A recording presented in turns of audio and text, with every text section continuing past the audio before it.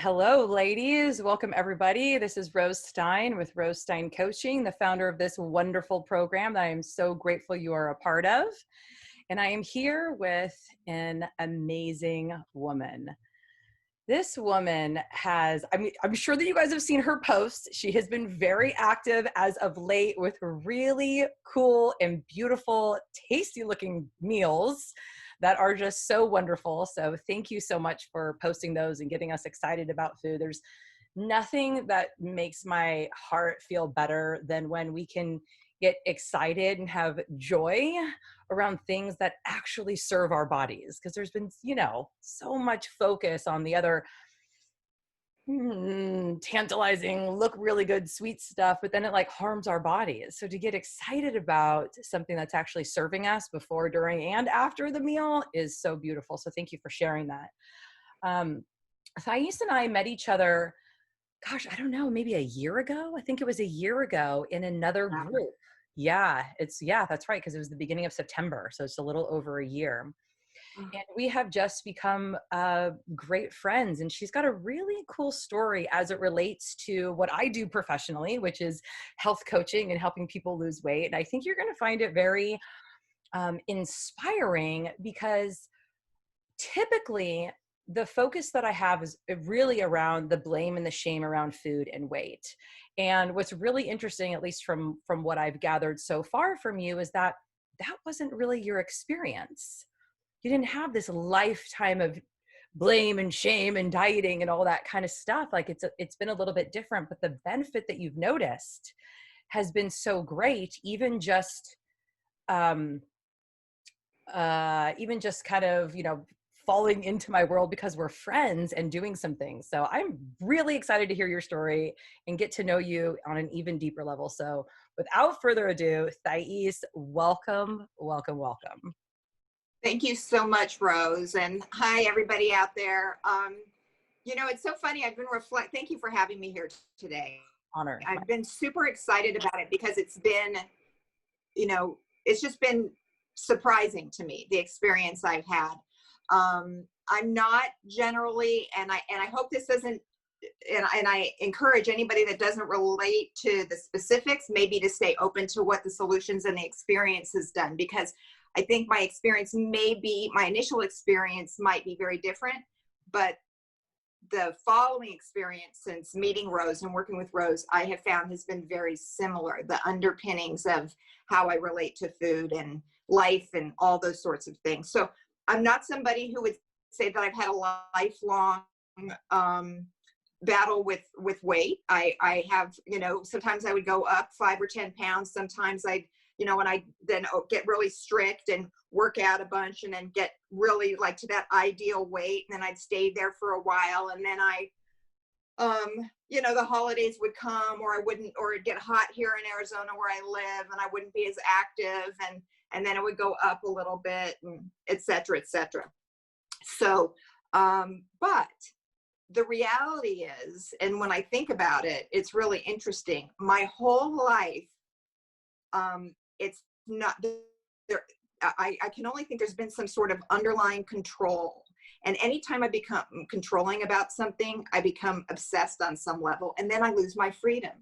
So what really happened for me is, even though on the outside, it wasn't a big deal, maybe to the rest of the world, it was something that was always in the back of my mind. So while there wasn't consciously a blame and shame, like what you were talking about, there must have been something going on if I felt the need to diet. There must have been something going on if that I was, and I can't blame it on society, because that, what would be the point of that? But internally, there must have been something going on. So it's less important for me what that was, but what I know today is that I'm not thinking about it. I'm not thinking about, and the other thing is that one thing I did, because of the obsession that I would periodically have, I stopped weighing myself. And I would and I love the name of the community, Button Those Jeans, because really my weight would be determined by if my clothes fit. Yeah. Okay. So what happened though, let's flash forward to this year and all the circumstances this year that keeps that changed a lot of things for us. You know, gyms were closed in many areas in Arizona. You know, while they were closed, it was also so stinking hot here that, you know, the normal activity was limited. And personally, I'm not a fan of working out at home. Like a lot of people do really well with that. I don't generally. Anyway, so one day pops up on my Facebook page, Rose, like all of a sudden, like I was like, oh my gosh, look what is she doing? And announced her, it was like a 5-day reset. And it was not on my mind. I was not thinking about anything having to do with food. I was just going along. And then, and I even posted, I didn't even hesitate. I was like, whatever Rose is doing, I want to support her. And it came from a place of, as you know, wanting to support you and not, honestly, I didn't even know what you did. Like, okay, 5-day reset. I've got 5 days. I've got 5 days. Oh, really? So I sign up and then I posted, and it was so in the background that the hypnotherapist aspect of your practice. And, but I posted, and I don't know if you remember this, but I said, it's going to take an effing hypnotist to get me off of sugar. And like first of all, I mean, it was so funny to me that it popped up, but I hadn't even been thinking about sugar. Right. But at the same time, I was very attached to the idea of not wanting to give it up. Yep. Because don't take away my, you know, whatever it is I thought it was doing for me. And a very funny side note is, I think later on we were talking, and it was like one of those things where like, I had said something like, I don't obsess about sugar, but what I didn't realize is that's because I was eating it all day long. Like I wasn't craving sugar because I was always eating sugar. Yep. So, you know, M&Ms, you know, a little piece of candy, maybe some ice cream, like it was sprinkled throughout my day. Yep. And, I really had no idea and no desire to stop it. And the good news is you never told me to not eat sugar. Not once have you said, don't eat sugar to me. Not once. I think that's amazing. I think it's genius. I believe you have worked your voodoo on me. I do believe that.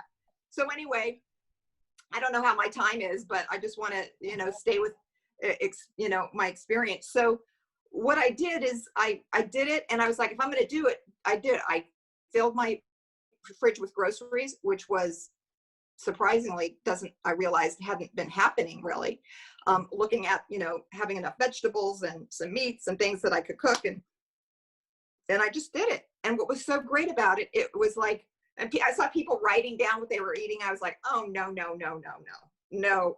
I'm not doing that. And but then you suggested that I just do it for one day, like just figure out what you're going to eat tomorrow. This is not like planning out the week. Just figure out what might sound good to you tomorrow, combining these, you know, veggies and proteins and fats, which I love, and do that. And what happened, a miracle happened. I just did it, and then by Wednesday, Thursday, I was like, I haven't even thought about sugar. I hadn't even thought about it. I didn't quit sugar. I just did something that you suggested. You know, so my little bit of codependency that's remaining kind of worked, because I did it. I think I might have done it for you. I didn't really care about me on sugar, but what? It don't matter why, just do it. So I did that, and then I started listening to some of your talks and and you put out so much great content. And I mean, my gosh, you're so passionate about nutrition and health, and all of those things are interesting to me as well. And it just kind of in a visceral way started soaking in. It was like, in fact, yesterday I listened to your talk on hormones, and the idea that we're going to just eat all this junk food and then we're going to go get medication to balance everything out. And not junk food, but let's say the idea of I'm just going to eat how I've always eaten. Maybe it's healthy with some sugar, with whatever is the thing, but then go to the doctor because I'm out of whack, because I have the idea in my head that I should be out of whack because now I'm at a certain age and everybody's hormones are out of whack. But the reality is that that's not the truth for me. That's not the truth for me. And I didn't realize it. And I wasn't on any medication. And because I just, I just believe in a lot of healthy, holistic things. I think medication is great. I think it's definitely needed sometimes, but I think probably surprisingly less than generally we all might think. I'm learning more all the time. So, but you were talking about that, and I thought that is so, oh, I lost my thought, but the idea that, that I'm gonna eat unhealthy, and then I'm gonna make up for it in a certain way really resonated with me a lot. And it did strike a chord with me. And right now that's just kind of escaping me. So I do have some, I'd love to, if there's time, I want to answer whatever questions you have, but I also have some solutions that I've found. I mean, some little kind of tips and tricks that have worked for me along the way. Oh, nice. I love that. Absolutely. Yeah, I remember in the 5-day reset, you coming in, and everything that you were just sharing, I remember going through it, because what we did is there's a food plan that I gave, the exact food plan that I use and have been using for years and years, basically the same one that my mom uses, and she's kept off 100 pounds for 20 years. And it, like, I know thousands of people, and they, been getting off of medication, healing just happens in the body. Their knees don't hurt anymore. They're able to move freely through life. I mean, it's just really wonderful. But just like you said, like, any food plan works if you do it.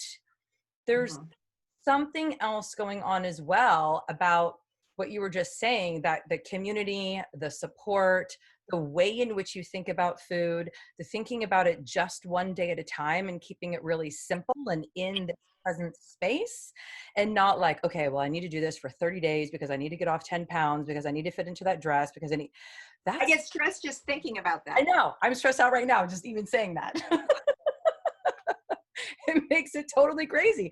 And with that, it's like we're like mustering up willpower, right? But like, when you think about it differently, and of course the meditation sessions help, they just really do. The community helps. The way in which it's structured helps. Like, it's all designed. Oh, I love the people I've met in your community. Oh, I know. It's absolutely just top notch. Some of the most wonderful women I've ever met. 100%. Yeah, and you're totally part of that. So I know. I adore them as well.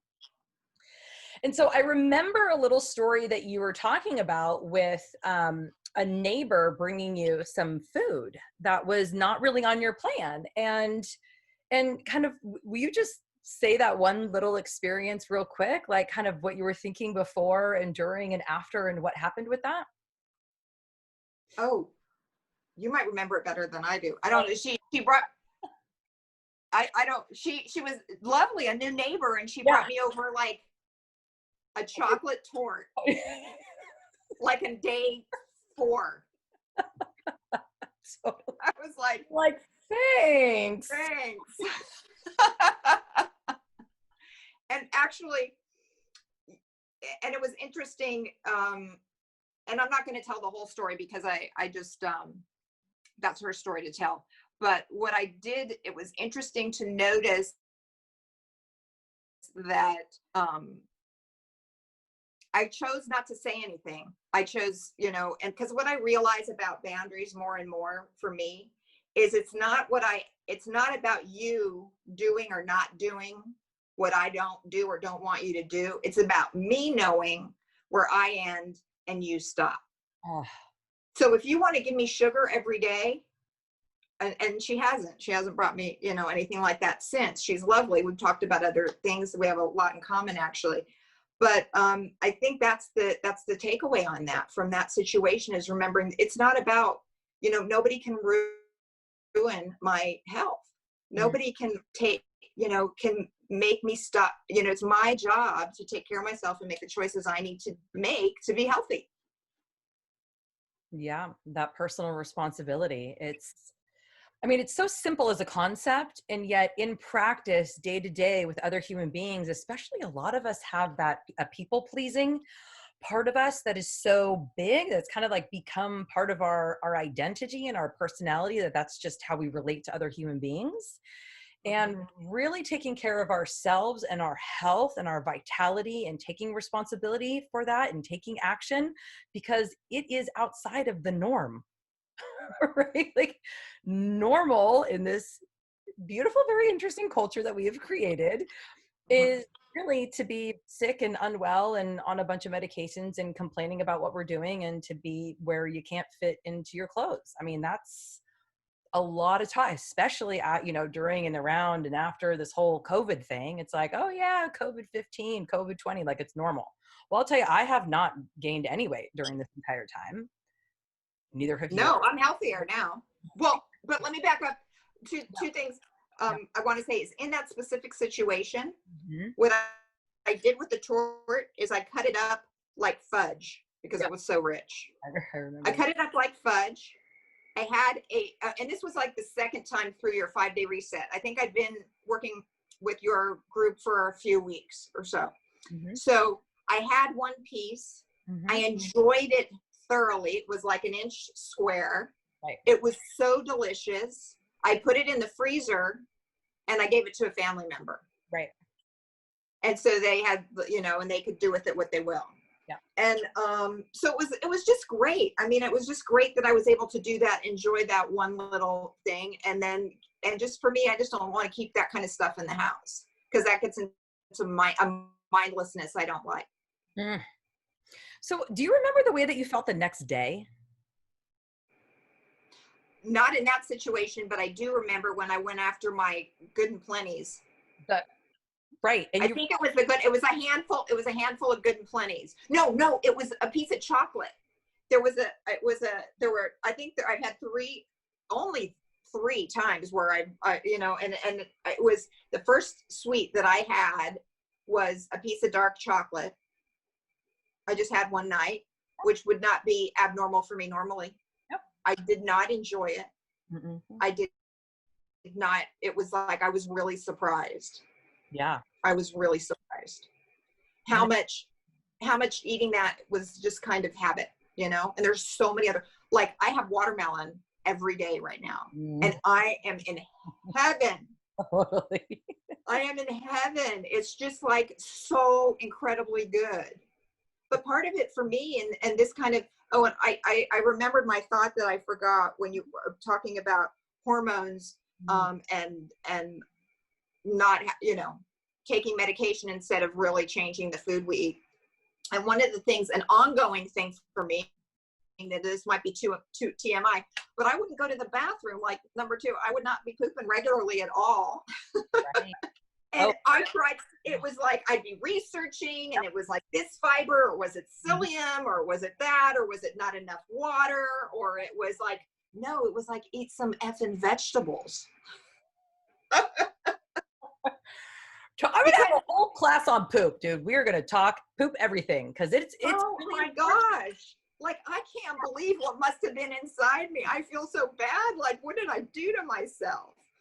Anyway, sorry for anybody who's watching who's offended by that, but that's the reality of it. I mean, one of the most healthiest things I can do for myself is making sure, or that we can do, is just making sure that we're regular. And I mean, the amount of vegetables my shopping changed quite a bit because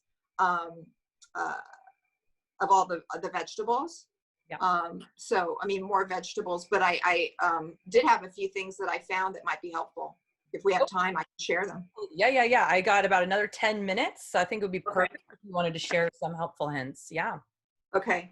And I actually wrote them down because there were just like so many things. I was like, wow. One of the things I found is that options are really important. So for me, if it's between buying all organic, a few things, or getting myself a dozen options, I'm going to go for a dozen options and maybe a couple things that are organic. And it's not even a budget thing. And for many people, it probably is, but it's just, I do better if I have variety. So if I can have 6 ounces of vegetable, I'd rather have zucchini and mushrooms than just a big pile of broccoli. For me, that's just my preference. So I think finding that giving variety is super helpful to me. Some people food prep. I don't, because I have the time to where I don't need to. But people with family and really busy schedules, I would think that prepping would be great. I buy a lot of frozen fruits and vegetables because they're great. I can just put them in the pan and cook them up from frozen and add just wonderful spices and all that sort of thing. You know, Oh, and I have it written down, so I'm just going to interrupt you real quick. When you talk yeah, about the spices, I thank you so much for adding that in on your breakfast ones. You're like, hey, I'm using nutmeg and cinnamon, or, you know, ginger and whatever. Like, I what love flavor. I totally, love flavor. what are Yeah, your I think go-to first of all, I mean, flavors? Yeah. one of the first things I'm sorry, go ahead, ask your question. Yeah, no, that's what I wanted. I want to know about what are your go-to flavors for like vegetables, meats, you know, like, cause it's different. Breakfast, right? It is different. And I think that one of the things that I would recommend everybody go and buy right away is something called the Flavor Bible. My son happens to be a chef. It's a book that I got him a long time ago that a chef that mentored him had. The Flavor Bible shows that combinations of any food that you can imagine, vegetables, fruits, meats, spices, nuts, everything, like what goes with what. And Yeah. you can kind of look through there and experiment and find out what works for you. And it might spark some ideas about what is good. But like, for example, I know when I have apples, I like to pair it with walnuts and cinnamon and maybe a little clove. If I have peaches, I like blueberries with it, you know, and I like a little marjoram. I have fresh marjoram, which is kind of a totally savory, sweet kind of thing. Weird one. There's Chinese 5-spice. There's 7-spice. You know, if you like more Chinese flavoring or Asian, you know, an Asian food, 5-spice is a great way. There's also 7-spice, which is more Mediterranean, Middle Eastern, and those come pre-mixed, and those are, you know, so there's so much we can do with spices. The first thing is get rid of all the spices you have that have been sitting there for years and get some fresh spices. I don't think you need to change them out every 6 months like some people say, but I think fresh spices are good. I probably had some in there for like 7 years, honestly. Yeah, and I did too. And I think flavored things like I have plain yogurt, but then I love almonds, so I'll put a little almond extract in with my plain yogurt, and I stir it up, and it gives like this lovely kind of note of flavor that it makes me feel like I'm spoiling myself. So I think making sure my food has a lot of flavor, making sure that it looks beautiful, taking the extra second to go outside, you know, pick some fresh rosemary, put it on top of, you know, what I cooked, or mint is great. Mint is so good in the summertime with all kinds of fruits. It's really good with zucchini. You know, yeah, it's amazing. Fresh mint. And hit me up. Anybody ever have questions about that kind of stuff, or just follow? I'll try to post as much as I can about flavor and that sort of thing. But I think you just got to find what works for you and start having fun with it. Yeah. I love eating veggies first. That was a great thing in terms of keeping my, you know, my gut health good and my digestion. Like, you know, if I want to stay, you know, fluid, let's say, eating veggies before my meat makes a huge difference. Huge difference, ladies. This is like tip 101.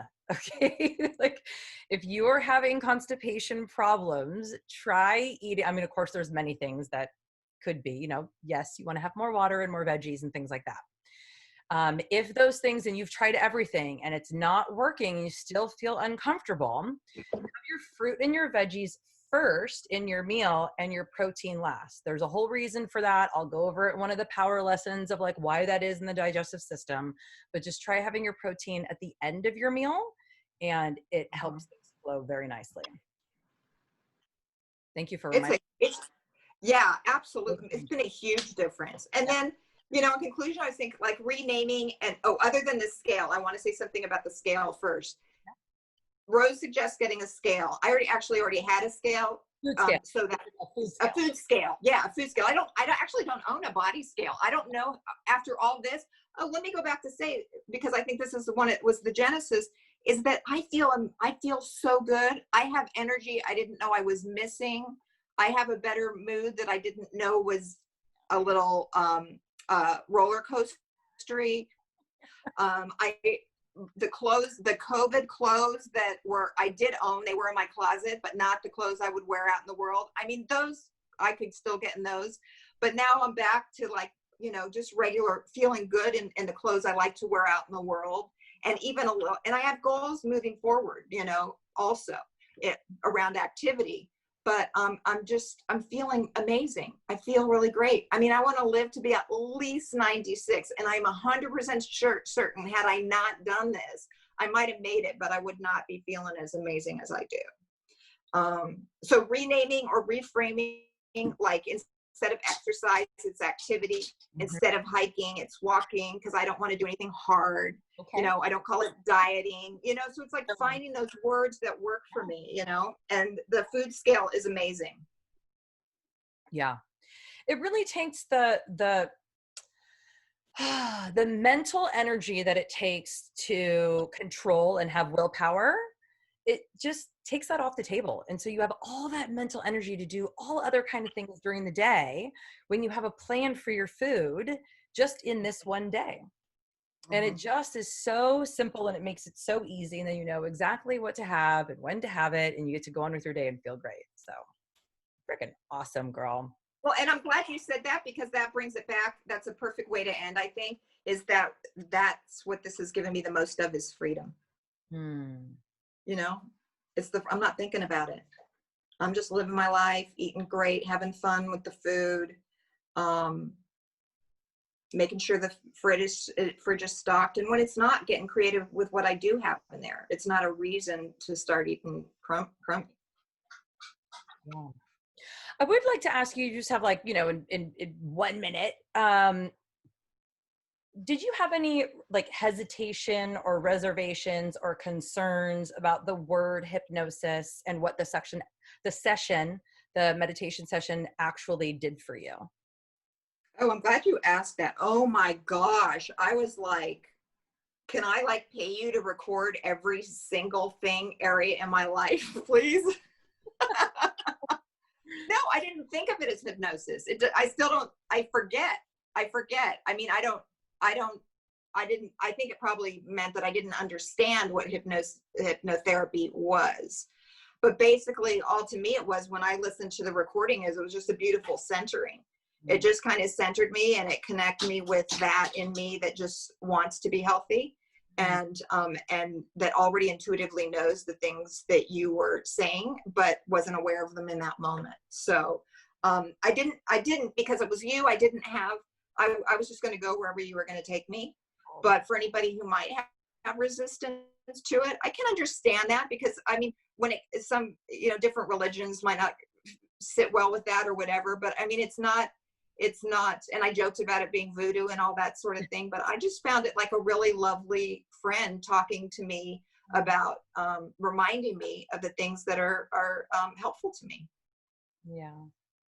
Thank you. Thank you for that.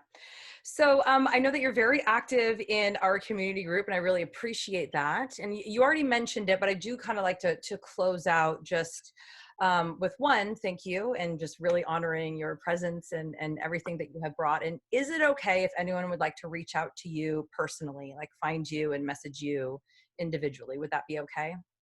100%. Yeah. Yeah, 100%. I will say, just like, keep my conversations to within the group. If somebody wants to reach out to me on LinkedIn, I don't necessarily add friends that I don't actually physically know. Yeah, I'm very available. 100%. Feel free to message me, post in the group, find me on LinkedIn, whatever. Awesome. Awesome. Such an honor, Thais. Thank you so much. Love you, girl. I'll talk to you soon. You're most welcome. Thank you. Thank you. Bye-bye. Bye.